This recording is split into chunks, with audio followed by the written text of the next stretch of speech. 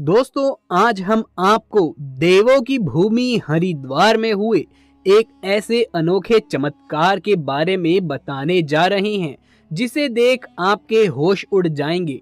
दरअसल दोस्तों, हम बात कर रहे हैं उत्तराखंड के हरिद्वार की, जहां अचानक से 16 साल की लड़की गंगा नदी में दौड़ने लगी।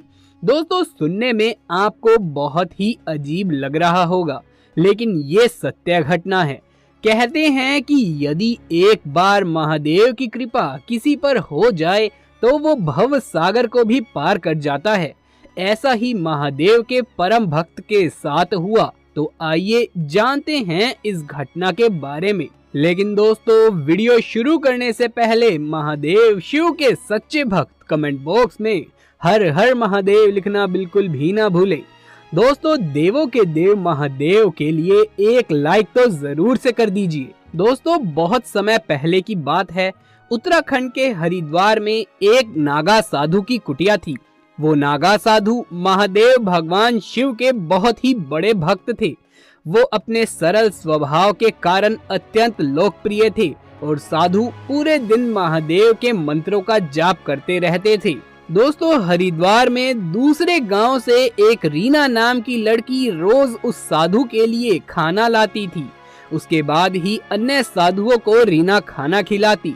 एक दिन रीना साधु के लिए देर से खाना लाई तो बाबा ने कारण जानना चाहा। रीना बोली, आज नदी पार करने के लिए नाव उसे देर से मिली, इसीलिए उसे देरी हो गई। इस पर नागा साधु बोला, बेटी, लोग तो भगवान का नाम लेकर भव सागर को पार कर जाते हैं, तू एक नदी नहीं पार कर सकी। रीना पर बाबा की बात का गहरा प्रभाव पड़ा। अगले दिन वो सुबह सुबह ही बाबा के द्वार पर खाना लेकर पहुंच गई। बाबा ने पूछा, रीना, आज तुम इतनी जल्दी कैसे आ गई? तो रीना बोली, बाबा, आपने ही तो भगवत नाम का सहारा दिया था। आज उन्हीं का नाम लेकर मैंने नदी पार कर ली। अब नाव का सहारा लेने की जरूरत जीवन भर नहीं पड़ेगी। उस साधु ने भगवत नाम का उपदेश दिया तो था, लेकिन उन्हें स्वयं उनके इतने बड़े प्रभाव का भान नहीं था। उन्हें लगा कि रीना उनसे ये बात हास्य में कह रही है। लेकिन जब बाबा प्रमाण लेने रीना को लेकर नदी किनारे पहुंचे तो ये चमत्कार देखकर उनकी आंखें आश्चर्य से फटी रह गई। रीना भगवान का नाम लेते हुए सहजता से नदी पार करने लगी। बाबा ने रीना को प्रणाम करते हुए कहा कि हे देवी, आज से तू ही मेरी गुरु है। मैंने तो जीवन भर भगवान का नाम लेने का उपदेश भर दिया था, परंतु तूने तो भगवान को अपना बनाकर ही दिखा दिया। निष्पाप हृदय से सच्चे मन से भगवान को पुकारा जाए तो भगवान जरूर अपने भक्तों के सहारे के लिए उपस्थित हो जाते हैं। तो दोस्तों, यदि आप भी महादेव शिव के सच्चे भक्त हैं तो कमेंट बॉक्स में हर हर महादेव जरूर से लिख दीजिए। जब फावड़े से कटकर हुई नाग की मौत और फिर 3 घंटे बाद उसकी नागिन ने जो किया, उसे आज तक कोई भी भुला नहीं पाया है।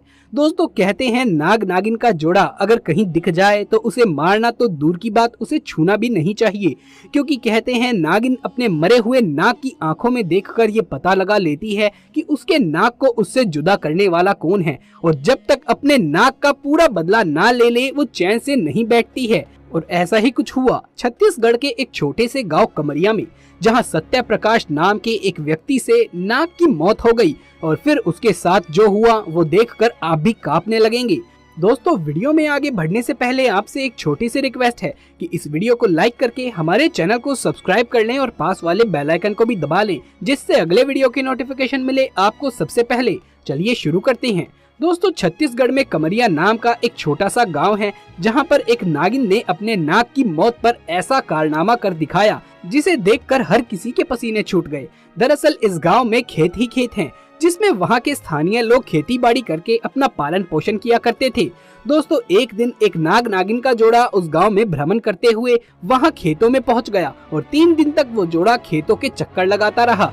कई लोगों ने तो उन्हें देखा भी और उनके मन में इनका डर भी बैठ गया। ऐसे में कुछ लोग तो खेतों में जाने से भी डरने लगे। लेकिन 3 दिन बीत जाने के बाद भी जब लोगों को वो नाग नागिन का जोड़ा खेतों में नजर नहीं आया तो फिर से लोगों ने बिना डरे अपने खेतों में काम करना शुरू कर दिया। एक दिन भरी दोपहरी में सत्य प्रकाश नाम का एक व्यक्ति अपने खेतों में फावड़े से काम कर रहा था। वो नाग नागिन एक दूसरे से बिछड़ गए थे और नाग अकेले नागिन को ढूंढने लगा।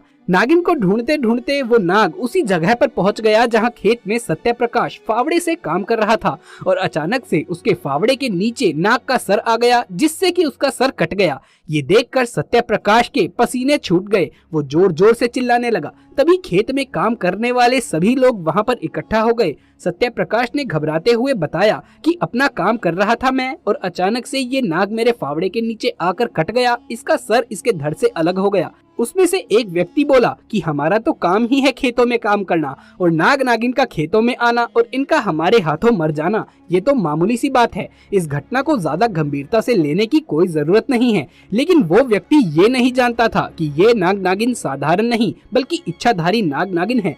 दोस्तों, उसकी बातें सुनकर अन्य गांव वासी भी उसी की हाँ में हाँ मिलाकर कहने लगी कि ये तो सच है, हमें नाग नागिन के मरने से इतना डरना नहीं चाहिए, ये तो हमारा काम है। उन सबकी बातें सुनकर सत्य प्रकाश को भी हिम्मत आ गई और उसने फावड़े से उस नाग को उठाकर खेत की झाड़ियों में डाल दिया। और यही उसकी जिंदगी की सबसे बड़ी भूल थी, क्योंकि वो सभी इस बात से अनजान थे कि ये कोई साधारण नाग नहीं बल्कि इच्छाधारी नाग है और उसकी नागिन भी इच्छाधारी है। शाम का समय हो रहा था तो ऐसे में सभी लोग वहां से चले गए और अपने अपने घर जाकर आराम करने लगे। वहीं सत्य प्रकाश भी बेफिक्र होकर अपने घर में खाना खाकर सो गया।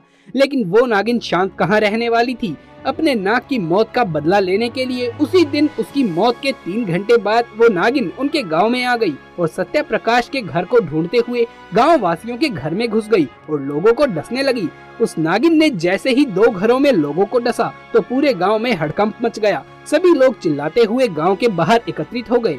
फिर वो नागिन गांव के महादेव मंदिर की चोटी पर जाकर बैठ गई और देखते ही देखते उसने एक विशाल रूप धारण कर लिया। वो दिखने में बहुत ही ज्यादा भयानक और डरावनी लग रही थी। उसका ऐसा रूप देखकर वहां मौजूद लोगों के पसीने छूट गए। उसको शांत करने के लिए मंदिर के पुजारी ने मंत्रों का उच्चारण जोर जोर से करना शुरू कर दिया और कुछ ही देर में वो नागिन अपने साधारण रूप में परिवर्तित हो गई और मंदिर से उतरकर दूर जाने लगी।